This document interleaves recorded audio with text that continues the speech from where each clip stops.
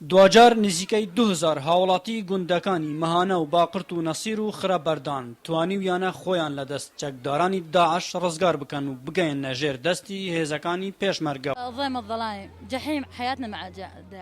ژیانمان لە سایی داعشدا دۆزەخ بوونەمان دەتوانین لە دەستیان هەڵبین ئەوەی هەوڵی هەڵاتنی بدایە دەیانگرت و دەیان کوشت ئەمەش جلوبەرگمانە تەنانەت ئەگەر لەگەڵ مێردەکەتدا بەڕێ بڕۆشتیتایە چەکدارانی داعش چەنوچوونیان لەگەڵ دەکردیت و ئەو کاری مێردیش بە هاوسەرەکەی ناکات جا ئەمە چۆن ژیان و گوزەرانێکە. ئانی مخربەردان من خەڵکی خربندانم ڕەفتاری داعش لەگەڵماندا زۆر تون بوو هێزی پێشمەرگە و هاوپەیمانان و لەشکر و پۆلیس ئێمەیان لە جەوری داعش ڕزگار کرد.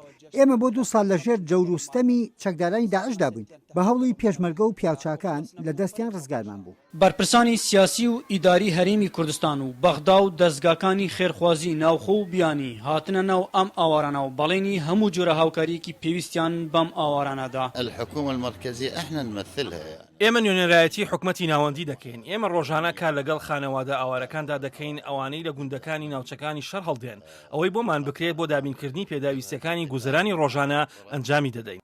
ئەم منداڵە بە تەنها لەسەر دیوارێک دانیشتووە و چاوی پڕە لە فرمێسک و ناوە بەدەنگێکی بەرزەوە دەگریت. هەر کەسێکیش لە گوندەکەیان دەگاتە لای ئەوان یەکسەر خۆی دەگەێنێتە لای و لە دووە هەواڵی ئەندامانی خێزانەکەی دەپرسێت چونکە پێڕاگەیاندین بە چاوی خۆی بینیوە کە خوشکی کوژراوە و باوکیشی بە سەختی بریندار بوو چارەنووسی ئەندامانی تری خێزانەکەی نادیارە.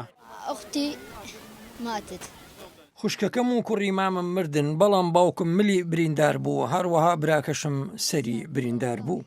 لە ئەنجامی ئەو شەڕی کە لەنێوان سوپای عێراقی و چەکدارانی داعش دروست بووە بە سەدان هاوڵاتی ئەو گوندانەی کە ئێستا شەڕی تێدایە ڕویان لە ژێر دەسەڵاتی هێزەکانی پێشمەرگە کردووە.